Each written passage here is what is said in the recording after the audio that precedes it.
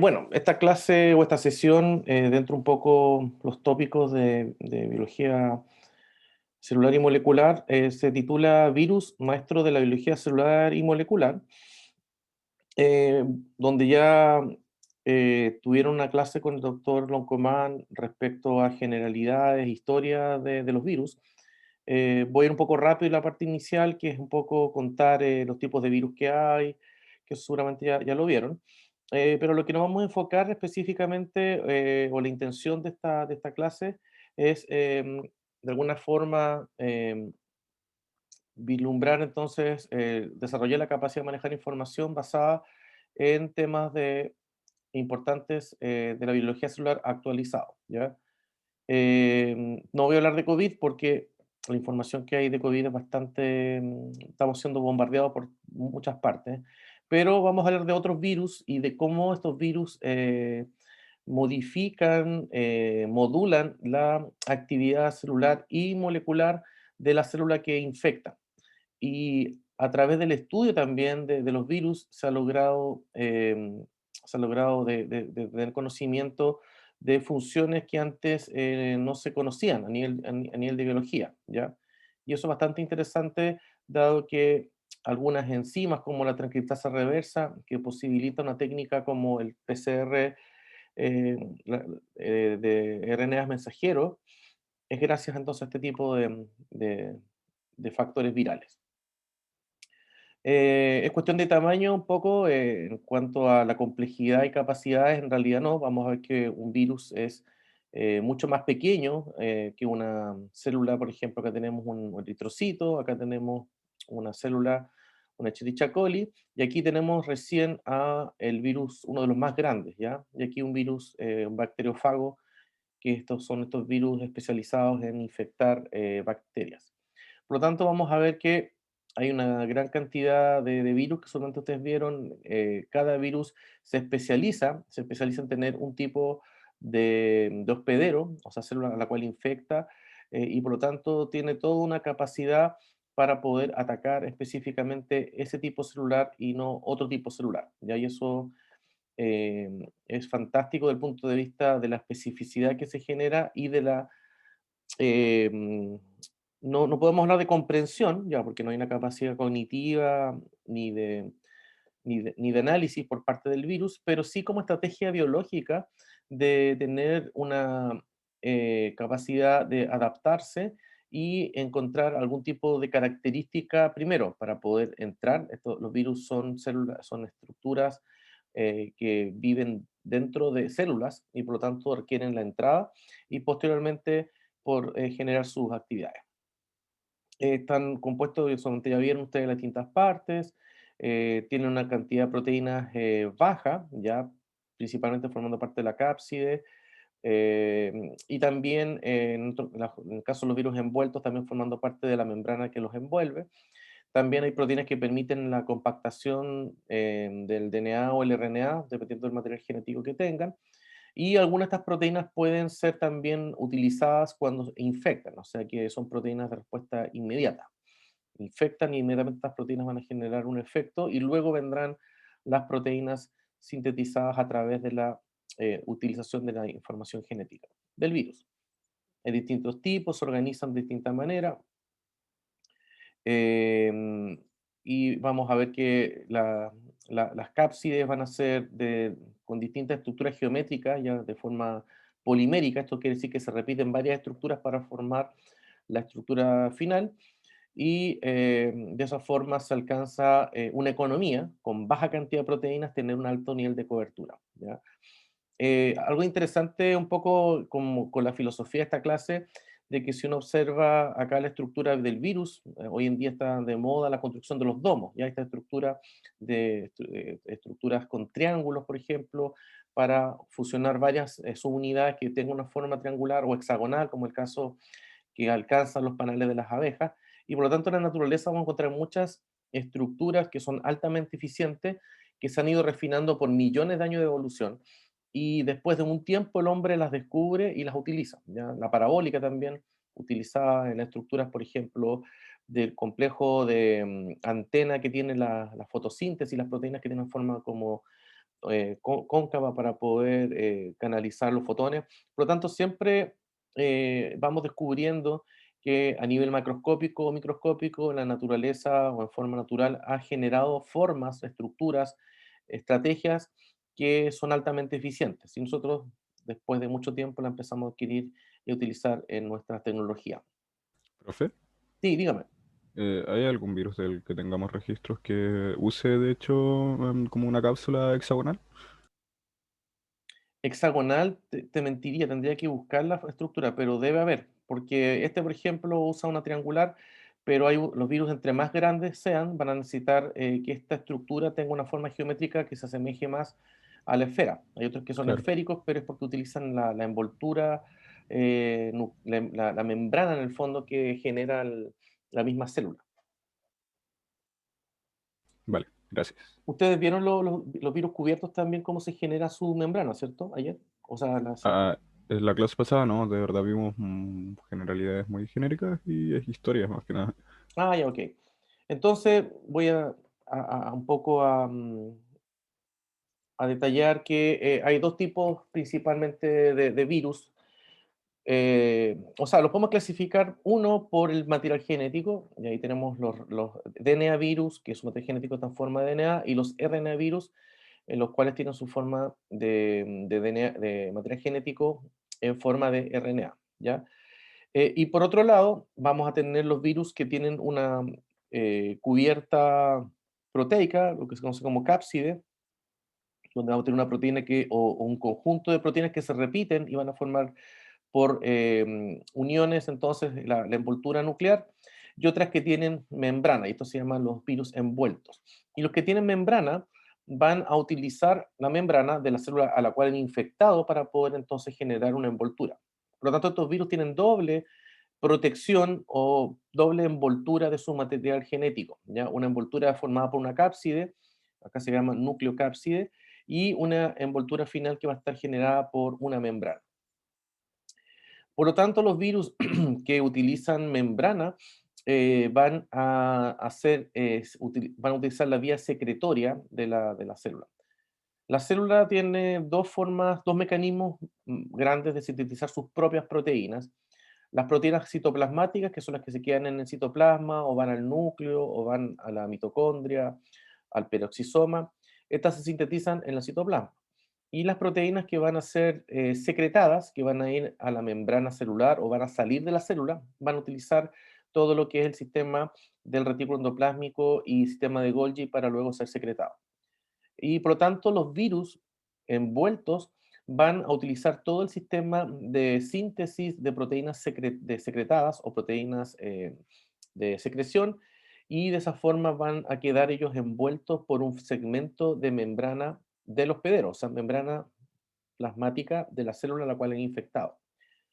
Es el caso del herpes, del virus que tenemos ahora y que nos está asolando, que es el COVID.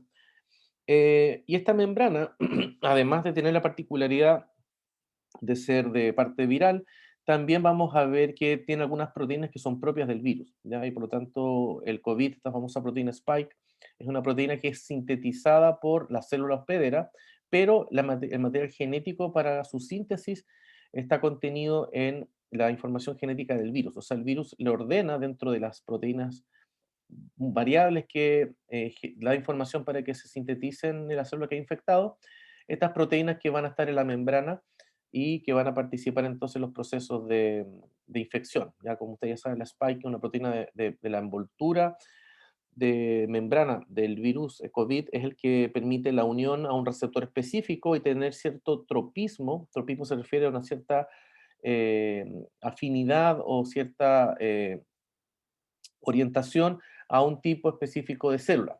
¿Ya? Y cada célula va a tener distintos tipos de receptores en su membrana, y por lo tanto, eh, por eso esta proteína Spike tiene una afinidad por ciertos receptores de las células pulmonares, y esto genera entonces que tenga una mayor eficiencia de infección a nivel pulmonar. A nivel de biología molecular, todo lo que está en blanco, este es el dogma de la biología molecular, de cómo se transmite la información desde los genes hasta las proteínas.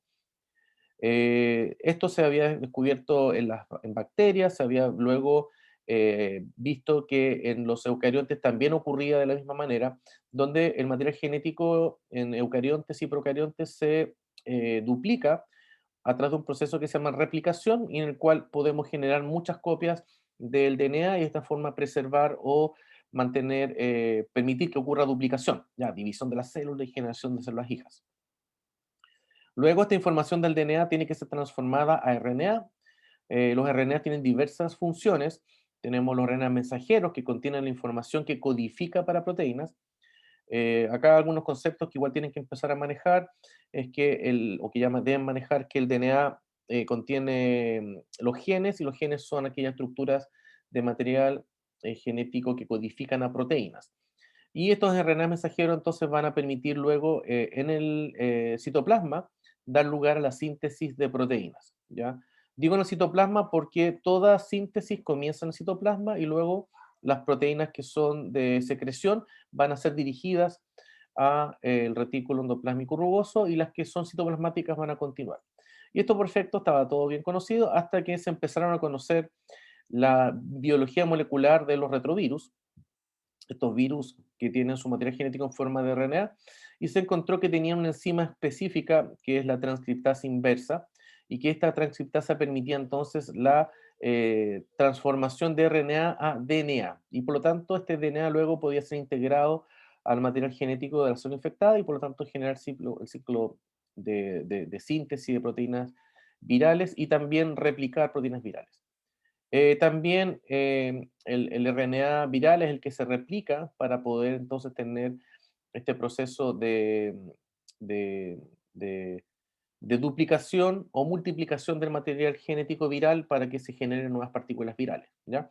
Por lo tanto, aquí ya hay dos elementos que van a romper este dogma o van a incorporar nuevos elementos en que esto ya no es unidireccional, sino que tenemos también la capacidad de volver de RNA a DNA y el RNA también puede replicarse.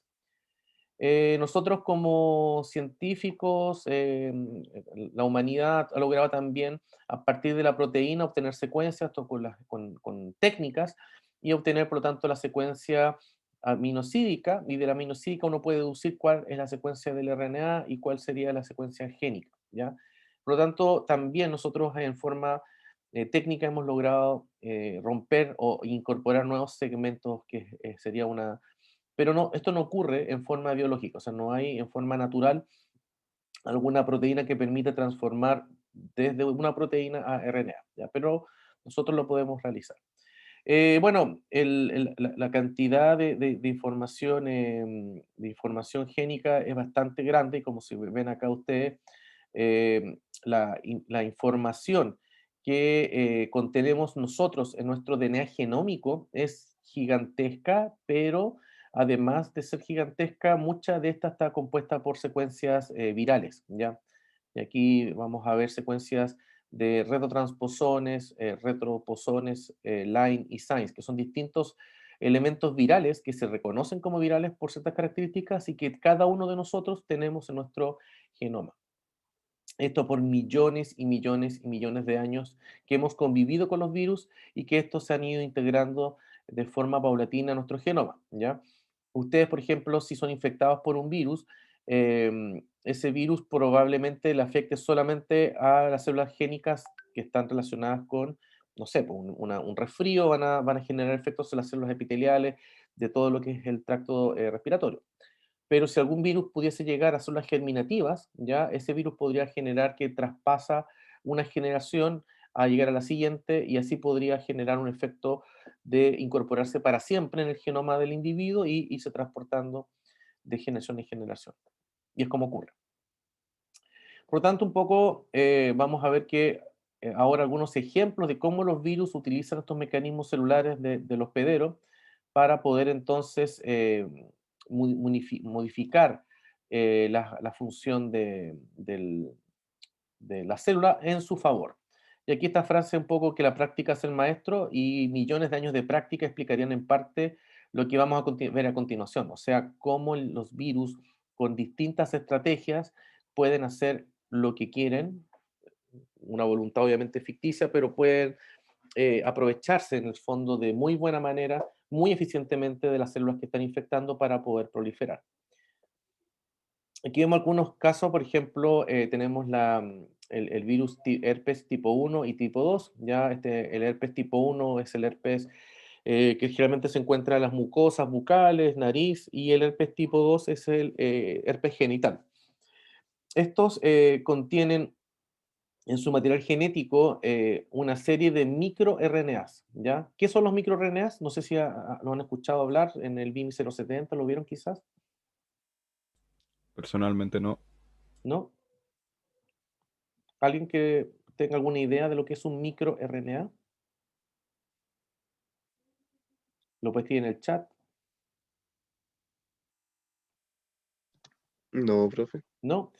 Bueno, primero vamos a reconocer cómo se reconocen, o sea, obviamente lo podríamos reconocer por una técnica de biología molecular, pero en un texto, por ejemplo, si vemos R significa que es un microRNA. También se puede escribir como MIR, ¿ya? Que MI va a ser la sigla de microRNA, miRNA, o como está acá, microRNA. Lo que hacen los microRNAs son un mecanismo de regulación epigenética. Epigenética porque están regulando la expresión, no modificando el gen, no mutándolo ni cambiando, sino que están cambiándolo a nivel de la transcripción, perdón, la traducción principalmente, o la estabilidad de los RNA mensajeros. Por lo tanto, voy a escribir acá un pequeño carabato para acá. Entonces, supongamos que este es un RNA mensajero. Acá vamos a tener la cola de poli A, ¿ya? Aquí vamos a tener el extremo 5' y el CAP, que lo protege acá de la degradación, y aquí vamos a tener el 3', ¿ya? Y este va a ser entonces tiene una cola de muchas poliadinilaciones.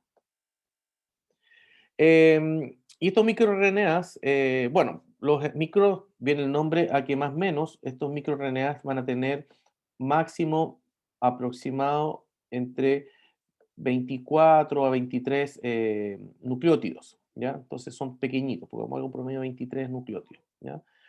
Los RNA mensajeros generalmente van desde los 500, 300 pares de bases, perdón, hasta 5000 bases en los transcritos más grandes que van a traducirse en proteínas más grandes.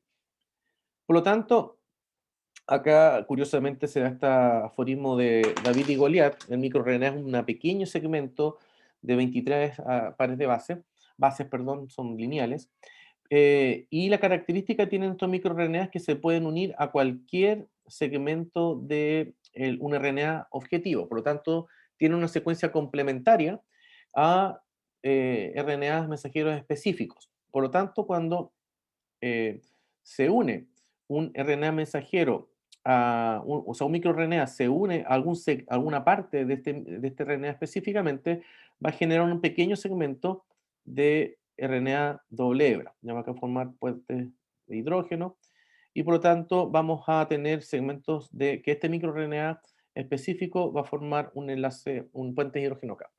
Y al generar segmentos de por lo menos 23 bases doble hebra, recordemos que los RNAs mensajeros pueden tener estructura, por ejemplo, pueden generar algunas horquillas, estructura doble hebra, pero son regiones muy chiquititas, pueden ser 5 máximo nucleótidos que están formando puente bisulfuro y el resto forma una horquilla o hairpin, ¿ya? Pero cuando estos segmentos doble hebra son más grandes de RNA en forma de doble hebra, ahí tenemos el efecto entonces de la maquinaria de degradación, ya que tenemos todo un complejo donde participan distintas proteínas, tenemos el complejo Argonauta, Dicer, RISC, y todas estas entonces se encargan de detectar segmentos doble hebra de RNA y lo degradan. Por lo tanto, una función de los microRNAs es unirse específicamente a algún mensajero, RNA mensajero, y participar entonces en su degradación. Ese es un mecanismo que tienen los RNA. El otro mecanismo también que se ha descrito es que cuando están ya unidos al ribosoma y está en el proceso la lectura del RNA, es unirse a el extremo 5' UTR, que es la región 5' donde no hay traducción, y bloquean la traducción. Por lo tanto, ya sea por degradación del RNA mensajero o por bloqueo de la traducción, el efecto final es que no hay síntesis de una proteína en particular, ¿ya? Entonces lo que van a hacer microRNAs es inhibir la síntesis de proteínas, ya sea atacando la síntesis de, de- atacando la síntesis perdón, la estabilidad del RNA mensajero o entorpeciendo o bloqueando la síntesis de la traducción del RNA. Por lo Pero, tanto, profe, dígame. entonces cuando el microRNA se une al RNA, ¿toda la traducción de ese RNA mensajero se destruye? ¿O es solo una sección? Mira, buena pregunta. Eso va a depender porque acá es un tema de proporciones. Si yo tengo 5 unidades de RNA, 5 copias de un RNA específico, para bloquear todo eso voy a tener que tener una proporción igual de microRNA. Por lo tanto, acá son lo que van a ver más adelante ustedes como sustratos suicidas. O sea, se unen y se bloquean y se destruyen. Por lo tanto, para bloquear todo, sí, pueden bloquearlo todo, pero para hacerlo tendrías que tener una cantidad similar de microRNA respecto a la cantidad de los mensajeros que se deben bloquear. Entonces, el microRNA hace que en la traducción de cierta proteína un aminoácido no se traduzca. No, Como bloquea bloquear una completamente sección del... no, Ah, ya, ya, ya, bloquea ya. completamente la traducción. Ok, ya. Bueno, ya no existen las máquinas de escribir, pero en la máquina de escribir ustedes tenían que terminar todo el texto y sacar la hoja, y ahí sacan la proteína. Acá tú te puedes quedar con la mejor de la idea y llegó el hombre y sacó su hacha y quedas hasta ahí, ¿ya? Y por lo tanto esa Claro. idea nunca más sale de la máquina y nunca se ejecuta, o sea, la proteína. Eso en el caso del bloqueo de la traducción. Y en el caso de la degradación del RNA mensajero, ahí simplemente no tienes material para degradar. Lo otro Vale. interesante de los microRNAs es que un microRNA puede tener como target o puede unirse a varios tipos de RNA distintos, ¿ya? Y por lo tanto se puede generar un efecto abanico que a partir de un RNA yo puedo bloquear una serie de otros mecanismos. Nosotros usamos microRNAs en nuestra estrategia y están muy estudiados hoy en día, pero los virus también lo usan. Y los virus, como vemos acá, lo usan para regulación propia de sus propios microRNA y por lo tanto ellos regulan la expresión de sus RNA a través de microRNA virales, ¿ya? Y esto es muy interesante porque los virus tienen acá distintas proteínas, estas son proteínas virales ICP0, ICP4, y esto más o menos el número 0, 1, 2, que va hasta el 34, se refiere a las proteínas que son más tempranas, o sea, que parten, son las proteínas iniciales, que van a ir desde el 0 más o menos hasta el 5, y luego las proteínas con un número más grande, 34, 5, por ejemplo, van a ser proteínas terminales o proteínas cuando el virus entra en etapas de latencia, ¿ya? Y por lo tanto el virus regula su propia replicación o su propia producción viral por microRNAs internos y que de alguna forma dan sentido a que la fase final de exportación, por ejemplo, de secreción, en el caso de los herpes virus, son virus cubiertos, ocurra solamente cuando ya han alcanzado ciertas características de concentración X de partículas virales, ¿ya? Por lo tanto, ellos regulan todo el proceso de su propia síntesis a través de microRNAs que van a regular, por lo tanto, la estabilidad de los RNA virales, ¿ya? También tienen microRNAs que regulan a proteínas celulares, proteínas que son proteínas que van a atacar a los virus, y eso lo vamos a ver en otra slide. Aquí tenemos otro virus de la cocaxia, y este virus utiliza un receptor de membrana. Acá vamos a ir aprendiendo un poco de biología celular también. Aquí tenemos un tipo celular que podría ser un epitelio, ¿ya? En donde vamos a tener células que tienen una polarización. Ya vamos a tener acá una región apical que se encuentra mirando hacia un lumen, por ejemplo, que puede ser un epitelio pulmonar, etcétera. Y aquí tenemos una región basal que está mirando hacia el resto del tejido, generalmente el tejido conectivo que se encuentra por debajo.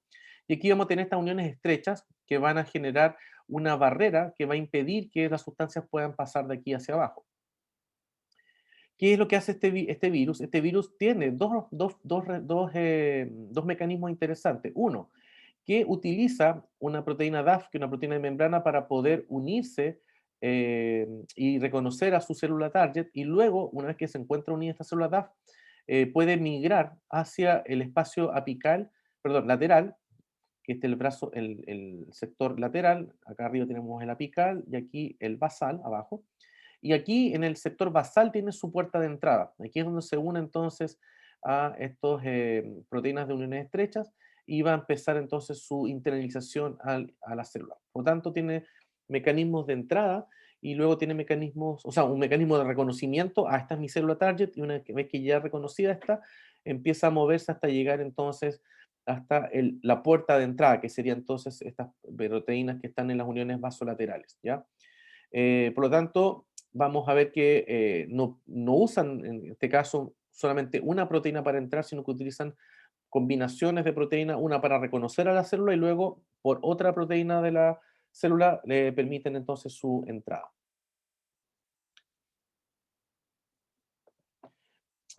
También pueden modificar, alterar lo que es el metabolismo del hospedero, ya cuando hay una infección viral. Aquí vemos el ciclo de los ácidos grasos, donde está ocurriendo entonces la obtención de energía a través de la degradación de oxidación de piruvato, o también la oxidación de ácidos grasos. Y vamos a ver que acá tenemos distintos tipos virales, ¿ya? Estos son virus que pueden entonces tener la regulación de distintos procesos, ¿ya? Eh, Algunos regulan, por ejemplo, el metabolismo y salida de lactato. Otros pueden regular el metabolismo de síntesis de nucleótidos, ¿ya? Otros van a participar en la transformación de glutamina como fuente de energía a través de la oxidación de ácidos grasos. Acá tenemos alfa-cetoglutarato, que está produciéndose por la desaminación de glutamina y glutamato. Otros que pueden regular el metabolismo de ácidos grasos, y por lo tanto están regulando el metabolismo para tener una mayor, o sea, si la célula tiene una mayor energía, va a tener una mayor capacidad de generar nuevas partículas virales, porque en el fondo acá lo que está activando es que se genere más membrana, por ejemplo, más ácidos grasos, y por lo tanto al tener más membrana va a tener la posibilidad de generar membrana para sí mismo. Acá vemos también en el metabolismo mitocondrial específico, también van a regular distintos virus a distintos niveles, ¿ya? Y por lo tanto, ¿cómo hacen esta regulación? Es a través generalmente de proteínas que regulan, o también de microRNAs que pueden alterar la expresión de algún gen que regule a estas distintas vías. Pero no solamente están entrando a la célula y replicándose, sino que también están alterando el metabolismo para favorecer los procesos de generación de partículas que puedan, metabolitos, perdón, que puedan activar la producción de energía, la producción de nucleótidos, la producción de lípidos que son necesarios para generar membrana, que van a ser parte de su envoltura, y también nucleótidos que van a ser parte de su material genético, y energía, que el ATP se va a utilizar para todos estos procesos, ya síntesis de proteínas, síntesis de nucleótidos, etcétera. Por lo tanto, vemos acá una importante función del punto de vista de regulación energética. Eh, un parangón un poco dentro de lo que es la modificación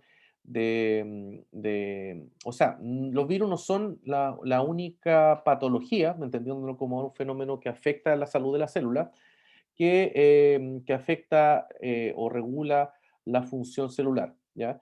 El cáncer también modifica la función celular a su favor. Se ha descrito hace mucho tiempo el efecto Warburg, y este efecto Warburg significa que las células cancerígenas van a propender a activar fuertemente el metabolismo glicolítico, y se va a generar un desacoplamiento o una menor activación de la función de energía a través de respiración oxidativa o de la función mitocondrial.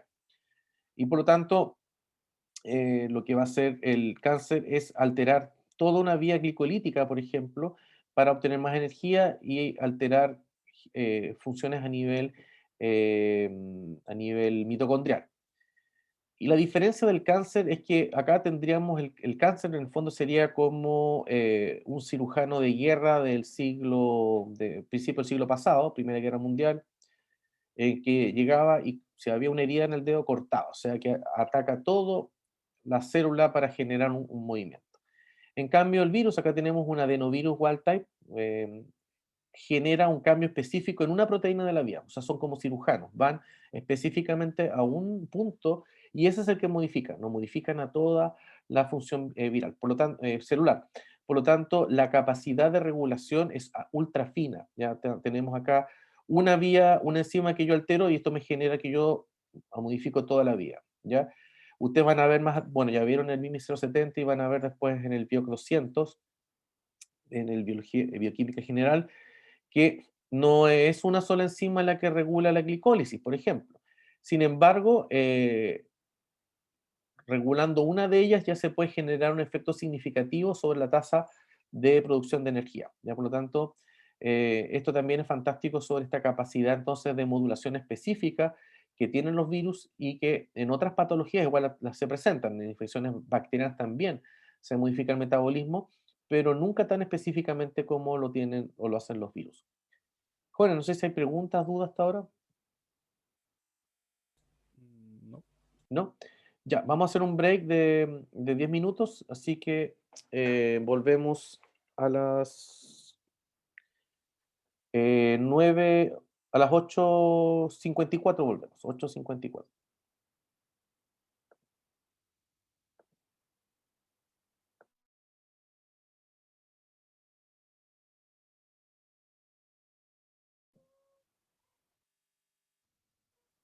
Estaba pensando, ¿qué ventaja tiene el que el virus utilice microRNAs para regular al hospedero? Lo puede regular también a través de proteínas, sintetizar una proteína y esa proteína que regule como un factor de transcripción o un represor o una proteasa que degrade las proteínas.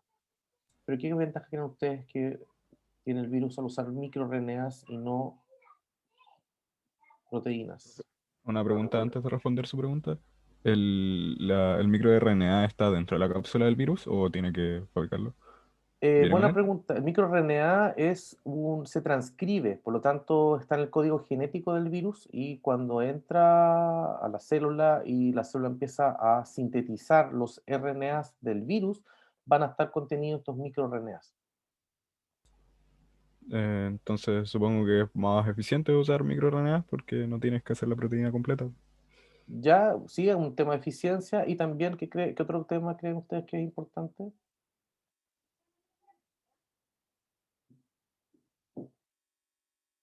En el fondo el virus es como los microRNA es como tener una navaja suiza, una cortapluma, que tienes en poco espacio mucha información por el largo. Recuerden que una proteína puede tener entre 500 o hasta 1000, 3000 nucleótidos, el RNA mensajero. Por lo tanto, el segmento de DNA también va a tener que ser similar en el caso del virus que no tendría exones. En cambio, con 25 nucleótidos ya puedo regular la expresión de una proteína de los hospederos. Por lo tanto, en el mismo espacio que me ocupa un RNA pequeño, 1000 pares de base, puedo tener varias microRNAs que van a regular a más de una proteína. Por lo tanto, es una eficiencia, como tú decías, por el nivel de energía gastado, el tiempo y también por economía de espacio. Ya voy a tener una regulación mucho más fina. Los organismos que utilizan en contra la misma herramienta o que lo atacan con su propia medicina, curiosamente son las plantas. Las plantas tienen microRNAs que atacan a virus. Ya nosotros no tenemos esas herramientas como animales, pero las plantas sí tienen microRNAs que están diseñados por la secuencia para atacar a virus. Y entonces, en el fondo, están atacando con su propia arma. Aquí vemos también otras alteraciones a través de lo que es la alteración de las vías apoptóticas por infección viral. Una célula que está generando, a ver, lo interesante que acá al meternos en el mundo de la regulación viral, por eso estamos hablando de todo, hemos hablado de regulación de la transcripción por microRNAs, hemos hablado también de la regulación del metabolismo intermediario que genera los distintos componentes para energía, componentes estructurales. Y acá nos estamos metiendo con lo que es la síntesis de proteínas, el efecto que genera. Imagínense ustedes que tienen una célula que está diseñada evolutivamente para estar secretando, supongamos que 500 nanogramos de proteína día. O sea, cada 24 horas esa proteína se sintetiza 500 nanogramos de nanoproteína para ser exportada fuera de la célula. Esto por poner un número arbitrario. Y cuando el virus infecta la célula, la obliga, con todos estos mecanismos que hemos visto hasta el momento, a que genere el triple, el doble o 5 veces más, ¿ya? Las células tienen un mecanismo que cuando hay una actividad importante del retículo endoplásmico, cuando este empieza a estar muy exigido y se genera lo que se llama estrés del retículo endoplásmico. Y este estrés del retículo endoplásmico por sobretrabajo activa apoptosis, o sea, una célula que se ve exigida y está teniendo muchas proteínas mal plegadas porque está produciendo de forma exacerbada, no regulada proteínas, activa fenómenos de apoptosis porque significa que algo ha fallado en el control de calidad a nivel retículo endoplásmico de la síntesis de proteína. Y por lo tanto, ante el riesgo de generar proteínas mal plegadas y alterar la función celular, la proteína activa un proceso de muerte celular programada para de esta forma evitar que se genere un efecto mayoritario, ¿ya?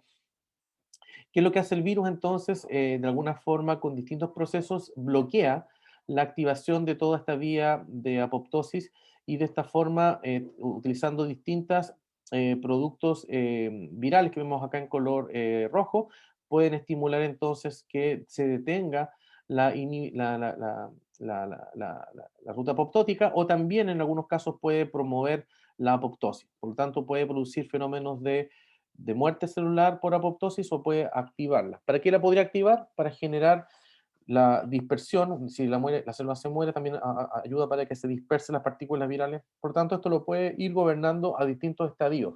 Cuando hay una producción baja de genes, puede generar una inhibición de la apoptosis para que se generen mayor cantidad de partículas virales, y cuando ya hay una cantidad grande, puede activar apoptosis para poder liberar las partículas virales al medio. Ya, por tanto, regula acá el ciclo celular. Aquí vemos en detalle entonces los checkpoints. Acá tenemos el ATM-ATR, que es uno de los puntos de chequeo del ciclo celular. Y por lo tanto vemos cómo regula a distintos niveles. Acá vemos en las cajas grises las siglas de distintos virus.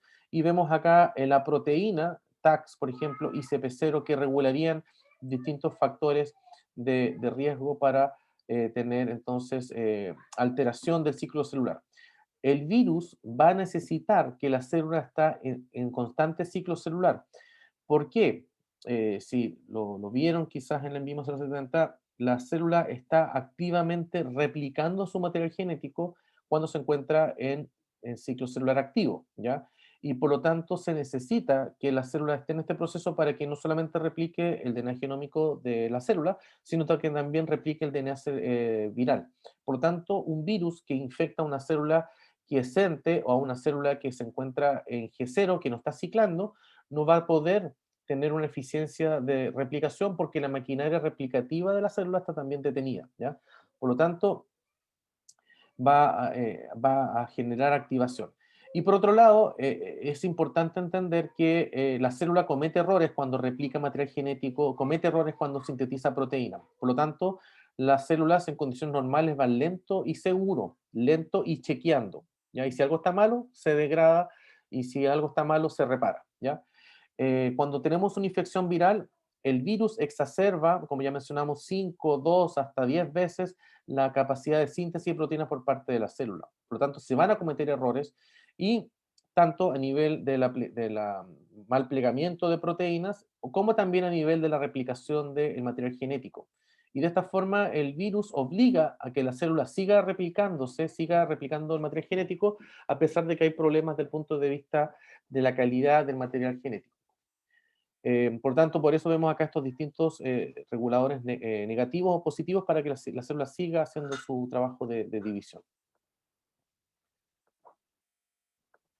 Em, Aquí vemos dos ejemplos donde tenemos en la condición A sin infectar la célula y en la condición B infectada, y vemos cómo se afecta la traducción. Ya tenemos acá la traducción, los tRNA, los ribosomas leyendo un RNA mensajero, generando proteínas, pero cuando hay infección viral, estos generan distintas alteraciones para que la tasa de síntesis se vea exacerbada y también para favorecer la síntesis de las proteínas virales por sobre las proteínas endógenas de las células. Por lo tanto, mejora la regulación y de esta forma tiene una mejor eficiencia para que se generen más proteínas virales versus las proteínas endógenas de la célula.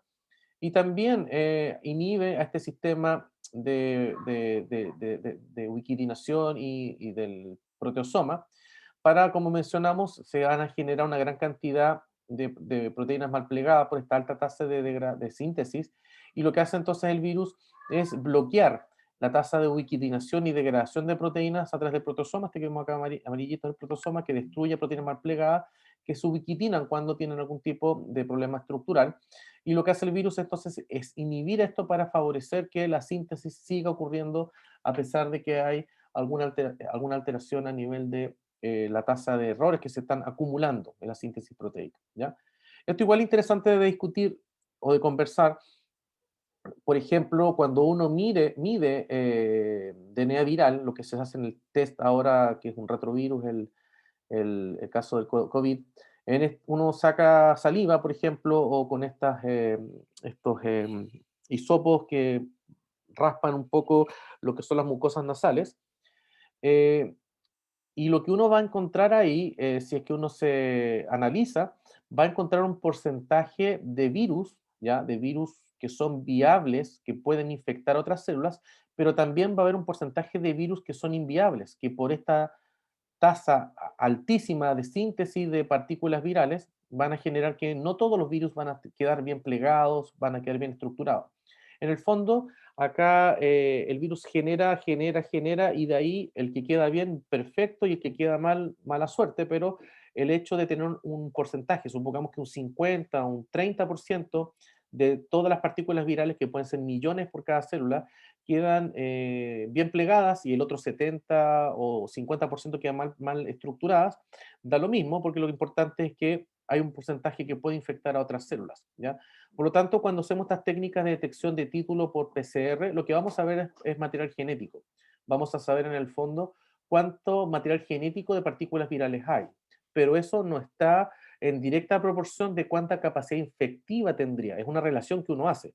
Pero, por ejemplo, uno puede tener 50.000 unidades de DNA genómico, y eso me diría que yo tengo alrededor de 5 millones de virus, por dar un ejemplo, pero luego si yo esa misma muestra, donde he encontrado estas 5.000 unidades de DNA genómico, analizo cuánta capacidad tienen de infección esos virus que he sacado, me voy a encontrar que quizás no tengo estas 5 millones de virus que son viables, sino que tengo un porcentaje menor, quizás tenga 2 millones, 1 millón, pero ya ese millón hace daño. Pero es importante entonces que hay una diferencia entre lo que es material genético que detecto, que puede perfectamente ser un DNA genético desnudo o de una célula viral no viralmente capaz de infectar a otras células, ¿ya? Pero acá en el fondo la masa es la que gana. Una gran cantidad da lo mismo que hayan células bien plegadas, virus, perdón, bien empaquetados o mal empaquetados.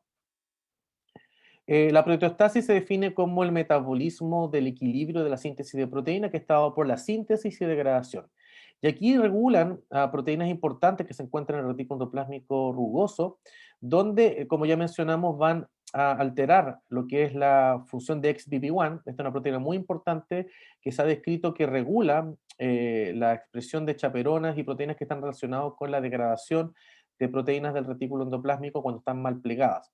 Por lo tanto, la función viral también, de alguna forma, inhibe la síntesis de estas proteínas que están participando en la carga de proteínas en el retículo endoplásmico, y de esta forma generan un efecto que la célula sintetice sin importarle, sin escuchar a los mecanismos de emergencia o de control de calidad, que le digan, sabes que realmente tú tienes que empezar a degradar proteínas antes que salgan del retículo endoplásmico hacia el Golgi, dado que una alta tasa de las que se están sintetizando están con alteraciones de plegamiento, ¿ya? Por tanto, está regulando potentemente a este nivel también. Eh, También las células, los virus tienen cierto tropismo, como hemos mencionado, que tienen ciertos tipos celulares que son target, Y aquí hay un mecanismo bastante fantástico, dado que las células epiteliales, por ejemplo, pueden ser infectadas por un virus y este virus va a poder tener un movimiento a través de vesículas de virales que van en un sentido y pueden, por ejemplo, generar una infección a nivel de algún tipo de célula periférica y llegar hasta el sistema nervioso central, ¿ya? Y generar infecciones, por ejemplo, acá vemos en lo que es el cordón espinal, pero el puerto de entrada ha sido una célula epitelial o de una célula que no se encuentra muy alejada del lugar. Pero el virus entonces infecta la neurona y viaja a través de todo lo que es la ruta neuronal. Aquí vemos el virus, varios tipos de virus, el virus herpes, por ejemplo, que puede viajar entonces desde el epitelio del bulbo olfatorio, ya uno se infecta, el herpes viral va a atacar principalmente las mucosas de la boca o de la nariz, y luego que llega a la nariz, aquí puede llegar hasta el nervio trigémino, y del trigémino puede, o no, desde el bulbo del trigémino ahí queda en reservorio, y cuando logra llegar hasta las neuronas del bulbo de- de neuronas de recepción olfatorias, pueden infectarlas y llegar hasta el bulbo olfatorio y acá ir por el sistema límbico hasta el hipocampo. O sea, pueden llegar desde nuestra nariz hasta el hipocampo, que es una sección importantísima donde están todas las neuronas relacionadas con la memoria, ¿ya? Y esto es un poco la relación que se ha visto como este caballo de Troya, que la infección por herpes virus 1 puede generar a larga aparición de enfermedades neurodegenerativas como Alzheimer, ¿ya? Dado que las neuronas ¿por qué prefieren las neuronas del hipocampo? Porque hasta la fecha se ha descrito que las neuronas que tienen una tasa lenta, pero tienen una tasa de división, de proliferación o de recuperación, son las del hipocampo. ¿Ya? Por lo tanto, como mencionamos, el virus necesita que la célula tenga una tasa de división celular, aunque sea muy baja, para poder replicar su material genético. Y una de las que tiene esta característica en el sistema nervioso central sería la del hipocampo. Y este virus y hay experimentos bien hermosos desde el punto de vista de biología celular, en donde se ve a un virus marcado con proteína fluorescente verde y se infectan a varios ratones y se van eutanasiando los ratones a distintas fechas post-infección y uno va viendo que al día 1 se encuentran en la mucosa del nasal, luego al día 10 ya se encuentran en el bulbo, en el sistema límbico, luego bulbo olfatorio y luego ya a los 30, 40 días ya la vemos en las neuronas del hipocampo. Y esto es gracias entonces a este tropismo que tienen capacidades de asociarse a vesículas que van viajando siempre hacia dentro del sistema nervioso central. Aquí vemos también los pericitos, que son estas células que recubren a las células, a los capilares. Y aquí también vemos cómo utilizan entonces estos como puerta de entrada, entonces, y pueden generar entonces un viaje y atravesar esta barrera que es la barrera hematoencefálica, generada por las células endoteliales y por los pericitos. Eh, no sé si hay dudas hasta ahora.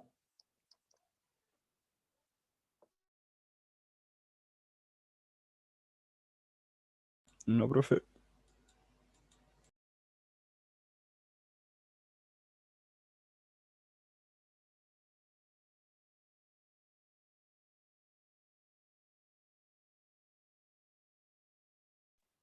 Ya, seguimos entonces. Aquí vemos entonces la diseminación por la entrada viral que mencionábamos de algunos herpes, virus, por ejemplo. Y esto entonces van a usar toda la ruta de transporte. Ustedes ya vieron seguramente que los microtúbulos son los encargados de transportar al interior de la célula las distintas vesículas y el virus acá, muy patudo, está utilizando también los motores moleculares para moverse desde el soma o cuerpo neuronal por el axón para llegar a zonas dendríticas y luego salir e infectar las células que se encuentran en la neurona adyacente. Por lo tanto, están usando mecanismos altamente desarrollados, altamente específicos para poder alcanzar su propósito. Aquí vemos entonces el tejido periférico, que puede ser una célula epitelial, infectan a lo que es el sistema nervio trigémino, y acá en el nervio trigémino pueden quedarse en latencia, ¿ya? Por lo tanto, tienen un microRNA de latencia. Este microRNA lo que genera es que el virus no sintetice sus proteínas virales, ¿ya? Simplemente está en forma de episoma. ¿Qué es un episoma? No sé si lo vieron, el episoma, ¿qué es?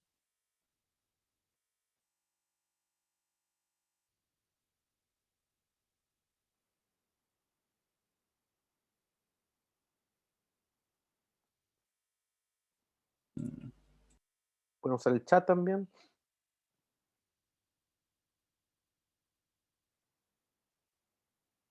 Episoma, ¿les suena la palabra? ¿Lo vieron quizás con el doctor Don Comán? No, profe. Episoma se refiere cuando el material genético viral se incorpora al genoma del hospedero, ¿ya? Y por lo tanto, cuando ustedes se resfrían o las personas que tienen COVID o cualquier patología, incorporan parte del virus a su material genético. Y este material genético, cuando la célula ha sido infectada, o sea, se ha incorporado este DNA o RNA viral, eh, principalmente los DNAs, los DNA virus tienen esta particularidad, incorporan su material genético. eh, si es que las condiciones no son adecuadas de salud, qué sé yo, o sea, el sistema inmune está funcionando súper bien, el virus entra en una etapa episomal. Esto significa que deja de transcribir sus RNAs y deja, por lo tanto, de sintetizar sus proteínas y queda en un estado de latencia. Y por eso acá tenemos este gen que se llama LAT, y este gen LAT se expresa para poder, por lo tanto, mantener al virus en latencia, ¿ya? En forma episomal. Y cuando hay factores de estrés, por ejemplo, aumento de cortisol o algunos factores como NGF, PI3K, mTOR, que son distintas vías que están manteniendo la latencia, el estrés, aumento del cortisol o disminución del sistema inmune generan una activación entonces de estos virus. Y el virus que está en forma latente se activa y puede entrar nuevamente a generar partículas virales y generar nuevamente un ciclo infectivo. Esto sucede que una persona cuando se ha infectado con el virus herpes tipo 1 puede tener tratamiento con antivirales como aciclovir y va a dejar de tener estas heridas herpéticas, pero pueden pasar años y cuando viene un proceso de infección posterior, perdón, de estrés, por ejemplo, se acerca la semana de prueba o tuvo una mala semana, este estrés genera aumento en el nivel de cortisol, disminución de la capacidad inmune y esto va a generar que el virus vuelva a replicar y vuelva a generar la herida herpética. Por lo tanto, si hay personas que le aparece el herpes recurrentemente, muchas veces se debe a esta regulación que está ocurriendo por factores de estrés. ¿Cómo nos aprovechamos nosotros de los virus ahora en la investigación? Conocemos mucho de los virus, hemos aprendido mucho de biología celular y molecular a través de los mecanismos que usa el virus para regular la función celular. Y básicamente una de las herramientas más comunes es la transducción de células eucariontes, ¿ya? Transducción se refiere a la incorporación de un material genético exógeno de una célula eucariótica utilizando como vector un virus, ¿ya? Para esto es súper interesante, dado que se utilizan muchas estrategias muy inteligentes, ¿ya? Primero que nada, tenemos aquí una línea celular que es la HEC293T. Esta es una célula de embrionaria de riñón humano, ¿ya? Human Embryonary Kidney 293T. Es importante porque el T significa que tiene el antígeno T, y este antígeno T es una polimerasa específica viral. Por lo tanto, uno tiene por otro lado distintos vectores, ¿ya? Plasmidios. En estos plasmidios tenemos distintos segmentos que codifican para proteínas virales, ¿ya? Y además tenemos otro plasmidio más grande que tenemos aquí, el gen de interés. Es una proteína que nosotros queremos incorporar al material genético del virus para que luego, cuando el virus infecte a otras células, esta proteína se exprese en las células que nosotros estamos infectando. ¿Qué ventaja tiene esta línea celular entonces? Que tiene, imagínense ustedes que el material genético del virus lo hemos hecho un rompecabezas y tenemos tres piezas importantes. Tenemos este grupo que es una pieza, el gen de interés que también es una pieza importante y el antígeno T que se encuentra solamente en la línea 293T. Por lo tanto, uno transfecta con estos 4 plasmidios y dentro del virus se va a generar partículas virales y se van a replicar partículas virales. ¿Por qué? Porque tenemos esta proteína, que es el antígeno T, que permite entonces que se replique el material genético. Y vamos a tener entonces una gran cantidad de lentivirus, porque acá estamos generando lentivirus, en esta línea celular. Estos lentivirus van a ser secretados, ya que van a ser virus envueltos, y van a empezar a aumentar su concentración o su cantidad en el medio de cultivo. Por lo tanto, uno va colectando el sobrenadante, después refrigera el sobrenadante que va a contener a las partículas virales que se han ido generando, y uno va a seguir esto recuperando continuamente los sobrenadantes por varios días, ¿ya? Y estos sobrenadantes que uno ha recolectado, que tienen partículas virales, los va a someter a una centrifugación, y a una centrifugación a alta velocidad va a asegurarme de que yo peletee, yo sedimente las partículas virales. Y por lo tanto, cuando yo las sedimento, si yo saco, por ejemplo, acá tengo 10 ml o 50 ml de medio cultivo, yo puedo concentrarlas, ¿ya? Las peleteo, saco de los 10 ml, saco, por ejemplo, 9, y me quedo solamente con un ml. Y en ese ml resuspendo el pellet que me ha quedado y tengo una solución viral concentrada, ¿ya? Por lo tanto, uno utiliza las líneas celular para que generen las partículas virales y yo las puedo ir utilizando. Eh, ¿Qué es importante entonces? Que en este rompecabezas, para que el rompecabezas quede completo y tenga la función, solamente ocurre cuando se encuentra en la línea celular 293T, ¿ya? ¿Qué pasa si yo tengo un virus ya generado, infecto una línea celular 293T, puedo proliferar el virus? Por lo tanto, el virus solamente prolifera, se multiplica en la línea celular 293T.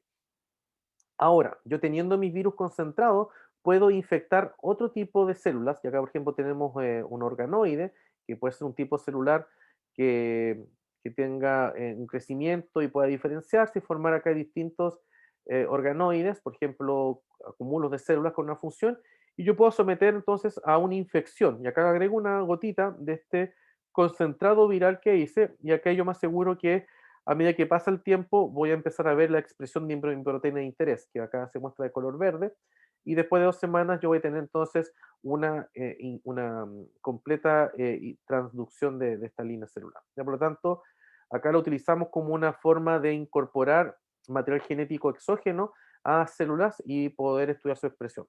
La ventaja de los adenovirus o los lentivirus es que me aseguran una alta eficiencia por todos estos mecanismos moleculares de reconocimiento de proteínas de membrana y entrada a la célula, una alta tasa de éxito, ¿ya? Las otras formas de incorporar material genético son a través de liposomas, pero el liposoma, dependiendo del tipo celular, tiene baja eficiencia. También se usa la electroporación, que es con pulsos eléctricos generar poros en la membrana y permitir que los plasmidios, por lo tanto, en ese intervalo de tiempo entren a la célula. Eh, pero el más eficiente en varios tipos celulares es la infección con virus. Otra característica de los virus es el tropismo, y se ha visto, por ejemplo, que los adenovirus tienen una capacidad infectiva muy potente para células de tipo neuronales, mientras que los lentivirus tienen una infección a otras células no neuronales, astrocitos, oligodendroglia, microglia. Por lo tanto, uno con una combinación de adenovirus y lentivirus podría inyectar, por ejemplo, en el cerebro y asegurarme que estoy infectando solamente neuronas o solamente células gliales como astrocitos, por ejemplo. Finalmente, se han diseñado también combinaciones de distintos adenovirus. Estos son adenovirus que se han ido modificando genéticamente en el laboratorio y tienen tropismos para distintos tejidos. Por ejemplo, el AAV5 tendría un tropismo potente en el hígado, ¿ya? Otros tendrían un potente tropismo para corazón e hígado.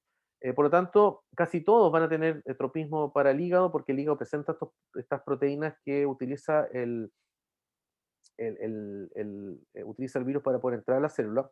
Pero lo interesante de este sistema es que estos virus se inyectan, introducen a la rata generalmente por la cola. Entonces ustedes inyectan un virus por la cola de la rata y después de un día o del ratón después de un día ustedes se aseguran de que van a tener la expresión de las proteínas que han colocado en el virus por esta técnica que vimos aquí, ¿ya? Un virus que están modificados para que puedan incorporar una proteína de interés eh, y puedan llegar a distintos tejidos. ¿Cuál es la ventaja de estos sistemas? Es que estos virus están atenuados. Esto significa que, o sea, no atenuados, carecen de una proteína que es la polimerasa específica para que no se repliquen. Por lo tanto, la capacidad de infección o la cantidad de proteína que yo voy a expresar va a depender del título, o sea, la cantidad de partículas virales viables que yo coloque, ¿ya?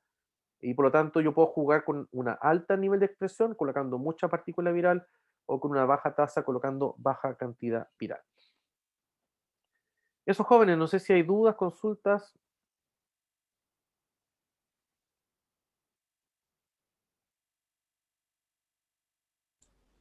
No, profe, todo bien, claro. Ya. Gracias, Bruno. Tú has hablado por todo el curso y agradezco escuchar a alguien. Y bueno, espero que participen más en otras clases porque el chat generalmente uno ve 4 preguntas y la idea es que ustedes pregunten y se enteren de los temas. Es la hora. Sí, puede ser la hora, sí tienes la razón, hora. es muy temprano. Ya jóvenes, que tengan buena semana de lo que queda poco ya, y buen día. Chao, profe. Gracias, profe, que esté bien. Chao, que estén Chao, bien. profe, que Bueno, esté profe, bien. profe, que esté Chao, bien. profe. Muchas gracias. Chao, profe.